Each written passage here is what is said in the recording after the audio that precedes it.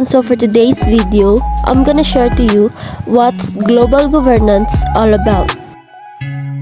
So the contents of these topics are: first, we have the global governance as a structure, as a process, and as a mechanism. The second one, we have the historical evolution of the global governance since World War II. This is the current global order and the challenges. The last one, we have the emerging powers and the new global order. This is the opportunities and the challenges. So let's go to the topic now. First, we have the multiple perspectives on global governance as a structure, as a process, and as a mechanism. So first, we have the as a structure. So structure means system of rules. So this is institutionalized modes of social construction. So structurally, the global economy has been sustained for many years. So they sustained for many years by an institutional architecture consisting of major economic institutions like the IMF. Like you see in the picture, IMF means the International Monetary Fund, the World Bank Group, and the GATT. This is created under the auspice of the Bretton Woods system that led by the Transatlantic Alliance after World War II. The second one, we have the as a process. So process is characterized by interaction and participation amongst different actors to coordinate and manage issues as they arise. So therefore, a norm-generating process through different practices of governing.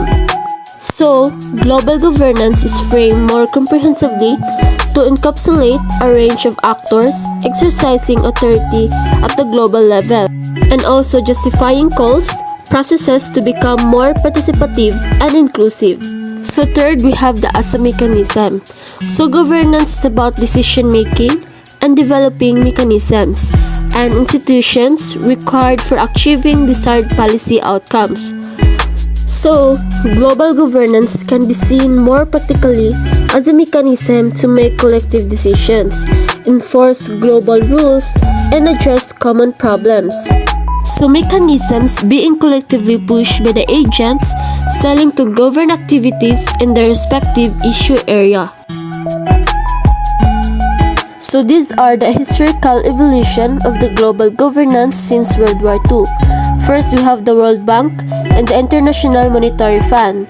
The second one, we have the World Trade Organization or the WTO. The third one, we have the UN system. The next one, we have the bilateral agencies. The fifth one, we have the OECD or DAC. The next one, we have the NGOs. So the seventh one, we have the MNCs. The eighth one, we have the banks and development funds. So the last one, we have the development researchers and institutes. So the next one, we have here the milestones of the global governance since World War II. So in the year 1940s, the Bretton Woods happens here. In the 1950s, the Marshall Plan, the Bandung Conference, and the Non-Aligned Movement belongs here. So in the year 1960s, the OPEC, the USAID, the G77, and the UNCTAD, the UNDP, and the UNIDO belongs here. So the World Debt Crisis and the Structural Adjustment Programs both belongs in 1970s and 1980s. So the UN and the NIEO happens in 1970s too. Also the North-South Dialogue happens in 1980s.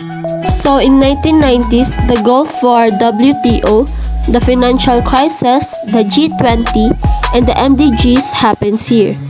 So lastly, we have the 2000s. So in 2000s, the 9.11 and the concept of BRICS, the first BRICS summit, and the DHLF Fort Busan happens here. So next, we have the current order and challenges. So first, we have the managing the global power shift. So by 2050, the Brazil, China, and India will constitute 40% of global output, up from 10% in 1950s. So next, we have the provision of global public goods. So the policy coherences becomes critical in this fragmented institutional milieu. The last one, we have the legitimizing global governance. So the effectiveness and inclusiveness. So example, we have the crisis in climate change governance. The second example, we have the unfair rules in agricultural and manufacture sector.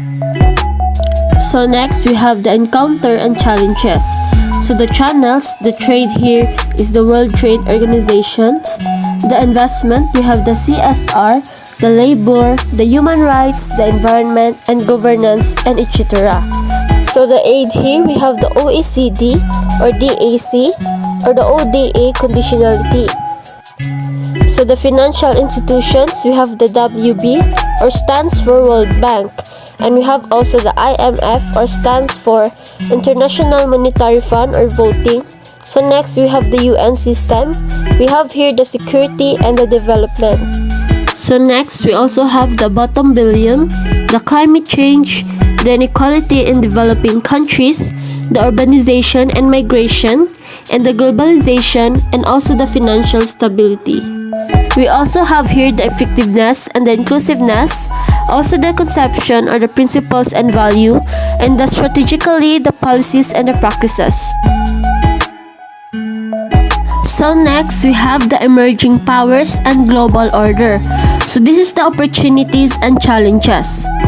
Given their expanding economic size and increasingly active diplomacy, the BRICS countries are gradually gaining greater influence over the international decision-making process.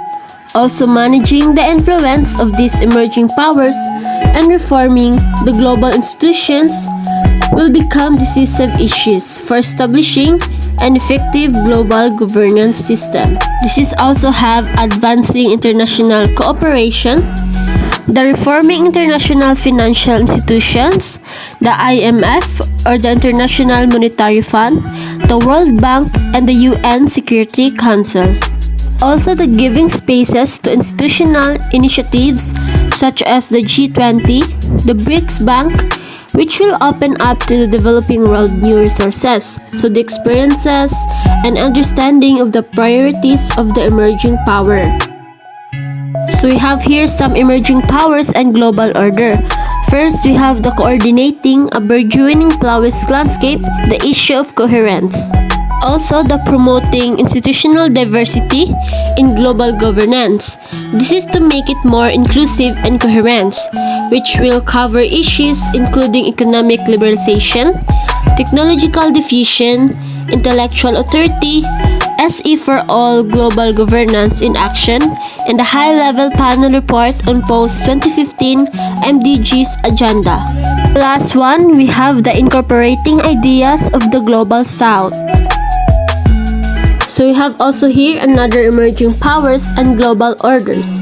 First, we have the trilateral cooperation, the China-Dutch DAC study group, the new spaces and denser network linking DAC and non-DAC donors. For example, here is the G20 WG. So next, we have here the denser networks linking researchers from rising powers and submerging powers. For example, is RCUK China office. Next, we have the new spaces and denser networks linking researchers from different rising powers. For example, here is the BRICS Academic Forum. Next is official recognition of the importance of mutual learning based on first-hand experience.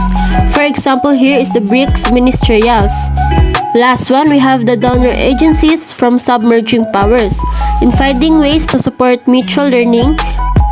For example, is DFID, Beijing Support for CIDRN, and DFID Global Partnerships Department Support for IDS, Rising Powers in International Development Program. So we have here a diagram which is a components of the IDS Rising Powers in International Development Program. So we have here what is the Rising Powers role in changing aid relations. So this is the development discourses. So what can be learned from the Rising Powers experience in poverty reduction? So this is the development policy. Next, what does the Rising Powers development footprint in Africa look like? So this is the development practices. So next, what is the Rising Powers contribution to the emerging paradigm of development, cooperation, policy, and practice. So this is the rising powers in Africa, which is the government actors, civil society actors, and the private sector actors. So the impact of this is the agriculture, the health, the social protection, the trade and investment, the climate change, and the governance. So beside of the diagram, we have here the global development, cooperation, space study, the learning from the rising powers, the BRICS countries state of the debate studies, the BRIC Africa footprint studies, the development studies learning partnership, the China and Brazil in African agriculture study, and last we have the political economy of low carbon transition study. So let's go to the last, emerging powers and global order, opportunities and challenges. First, we have the case analysis on the difference and convergence of the emerging powers. It is established countries in terms of their conceptions and practitioners. So we have two examples here. First is the paper 1, Lee Xiaoyun and Richard Carey 2013, the BRICS Development Agenda and the International Development System, the Challenges and Convergence, draft for IDS discussion paper. So the last is the paper 2, Gu J, Humphrey J, Messner D, the Global Governance and Developing Countries is the implication of the rise of the China J, the World Development 2008, 36 by 2 to 274 to 292. So that's all the global governance all about, as a structure, as a process, and as a mechanism.